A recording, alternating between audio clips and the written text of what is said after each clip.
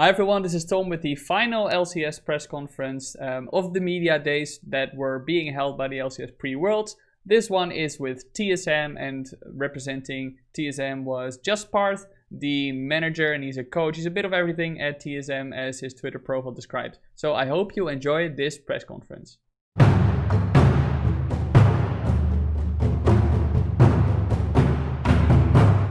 Thanks, everybody. Welcome to the last digital press conference for all of our NA teams heading off to Worlds soon. We wanted to extend this one by a little bit just to make sure we can get through everyone's questions. So thank you, Parth, for all of your time and for being flexible. So we have Parth from TSM here to answer everyone's questions. For anyone who wasn't here yesterday, if you'd like to record this, you're welcome to. I'll also have a recording available afterwards if you'd like one. And if you want to ask a question, just click the raise your hand button and I'll call on everyone one by one. Just ask that you limit your questions to one at a time so we can make sure to give everyone a chance. And we'll just get started. If that all sounds good to you, Parth. Cool. So feel free to raise your hand and I'll click on everyone to unmute you.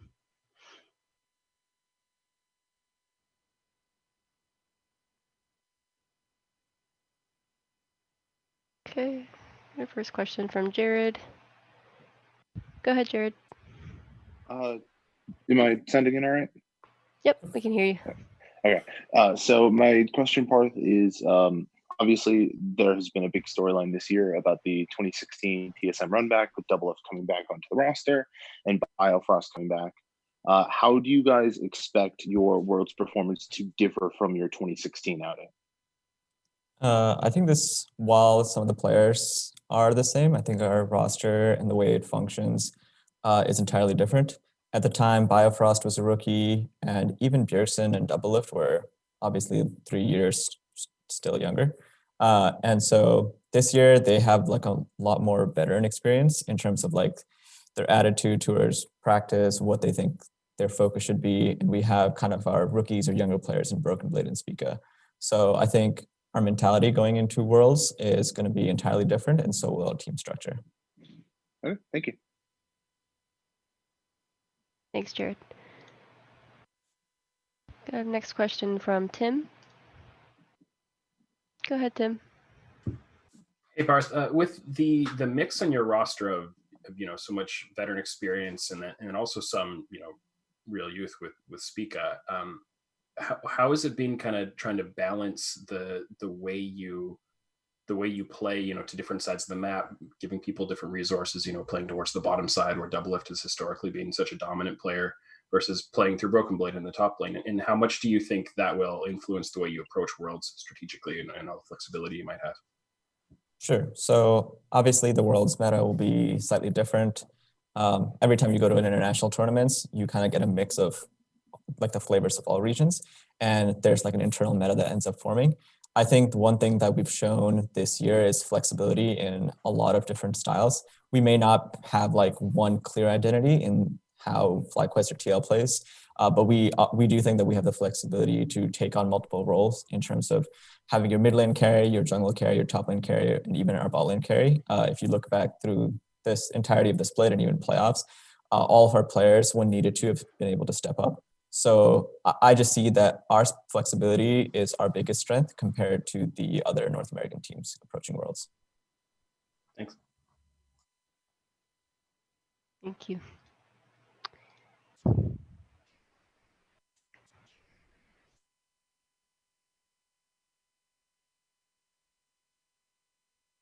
Any other questions? And for anyone who just joined recently, feel free to click raise your hand if you have a question, and I'll click on you to unmute.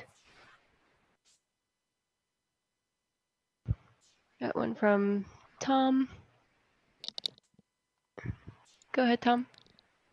Hi, Parth. Thank you for being here and doing the press conference. My question pertains to the expectation for TSM. Obviously, it is a return after a long time absent from Worlds, and with the roster in its current shape, what does TSM realistically expect to do at Worlds, and what would TSM see as a success coming into this tournament? I mean, to be honest, we haven't made it back to Worlds for the last 2 years. And so just being able to come back and compete is like a big honor for us. We're just going to take it one game at a time, one step at a time. We still don't know if we're going to be going straight to the group stage or play-ins.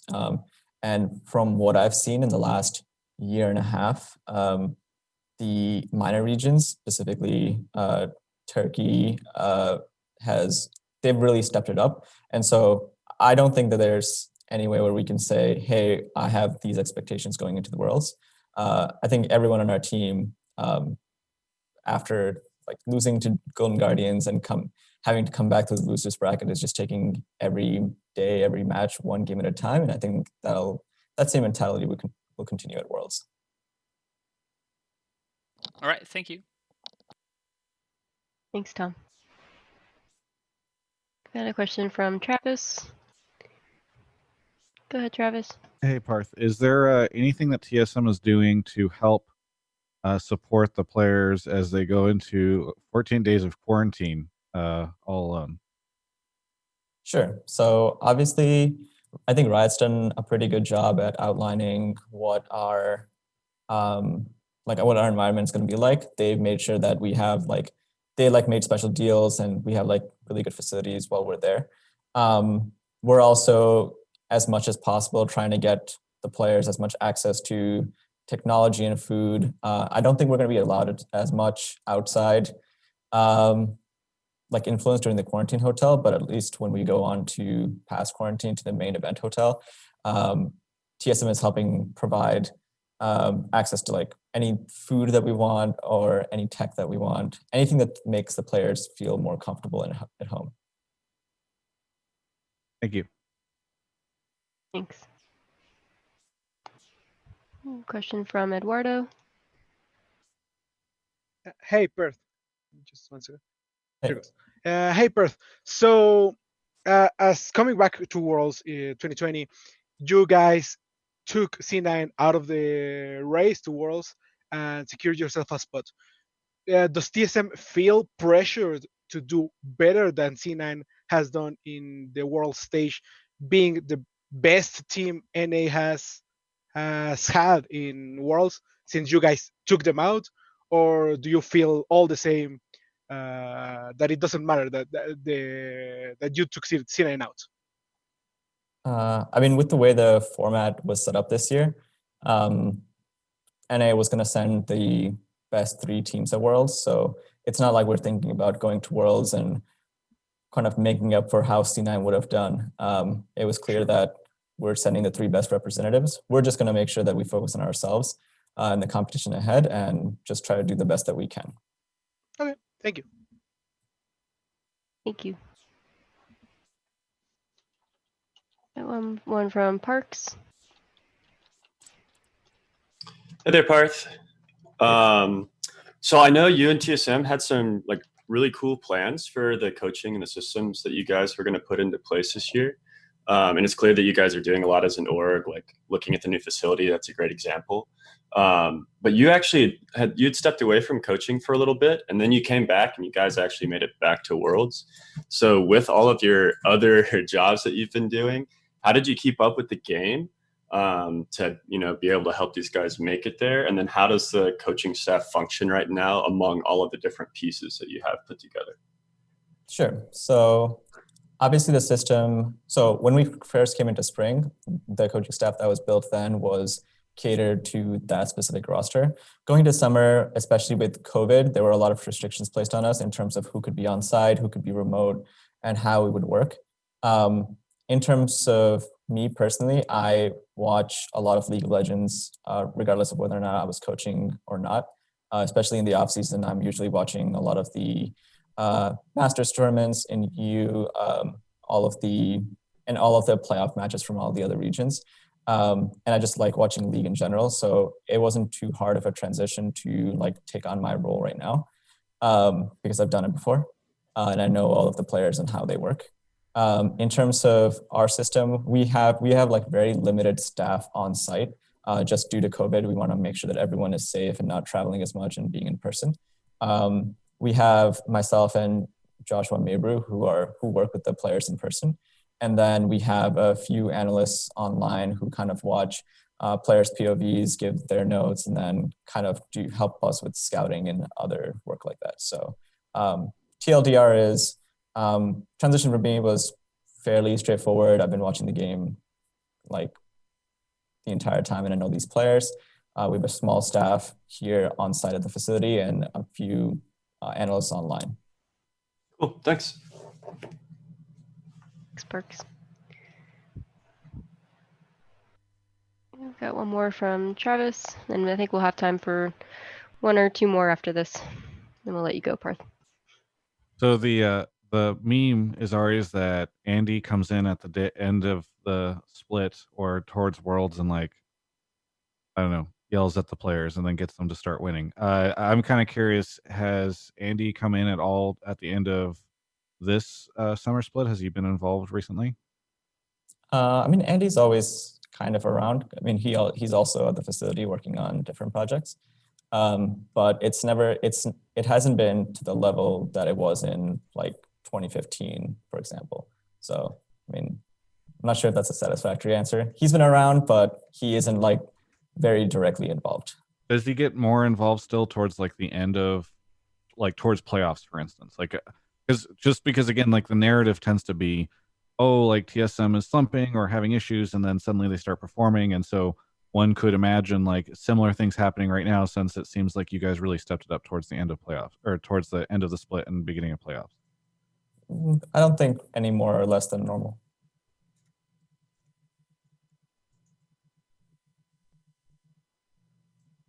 Cool. Thank you.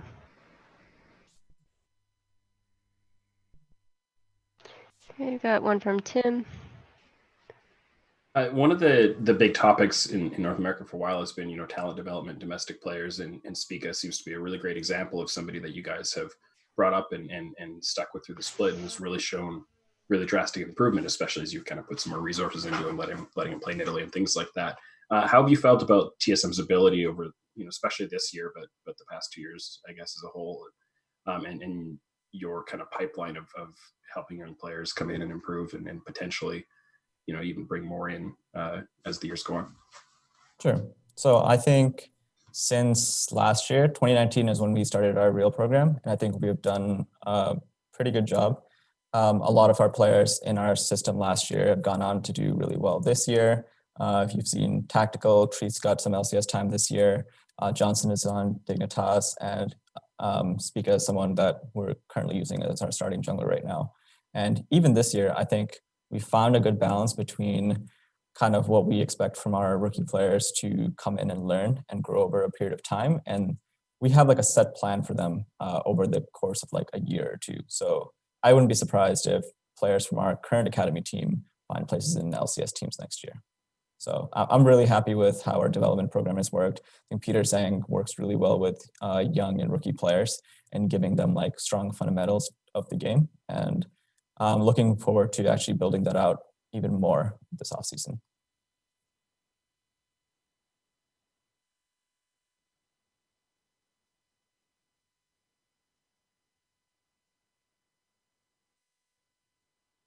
We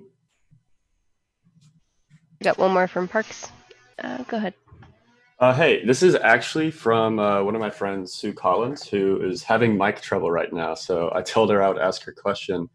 She wanted to know what has been the biggest challenge that you are facing, and how did you kind of work through that? The biggest challenge we're facing, in what sense? Like on like a coaching level, at a team level, just general? Oh no, at a team level. Okay. I'd say the biggest challenge is definitely COVID this year. And I mean, I'm sure that's the case for everyone else. We had like a very like clear plan of how we wanted our organization and the team to run this year, with like physical exercise, like PT, diet, all of the staff helping kind of work with the players in person. But all those plans kind of got thrown out due to COVID. And so just having to adapt to everything that happened this year, and then even the changes that we had to go through as a team, both in terms of roster and adaptations we had to make in face of like challenges such as C9 and TL and FlyQuest. I think adaptation has been like the hardest thing this year, and I'm kind of proud of where we've shown up. Cool. Thanks. Thank you. Okay, we have one last one because we're coming up on time. Just to have the last one wrap up from Tom. Yes, hi Oh, sorry. Parth. This is with the eyes on Worlds, and you obviously going there. Just your thoughts if TSM were to play against Rogue, what do you think the result would be? And this is both in a best of 1 scenario, but also in a best of 5 scenario. Thank you. I think, so personally, I mean, I've watched a lot of LEC this year. I think Rogue is a really, really good team. I think if we were to play right now, to be fairly honest, I think they would come out ahead. But anything that can happen in the next month and a half, we're going to have practice. The meta might change. And so I'm looking forward to that challenge if we do end up facing them. So if you play 10 times, who would win? And how many times of those 10 times? You mean at Worlds? Yeah, or yeah, well, that's where you probably have the highest likelihood of meeting each other, right? So Yeah, I mean, I'd say it would be 50-50. We'd go in 5, they would fit in 5, and then it would be a tie break, which we would lose because that's what always happens to us in group stage. all right, thank you very much, man. Yeah.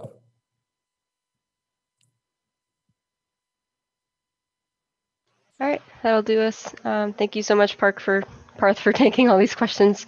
And thank you everybody for joining, and good luck to you and TSM this weekend. Okay. Thanks, guys. Appreciate it. Thanks, everybody.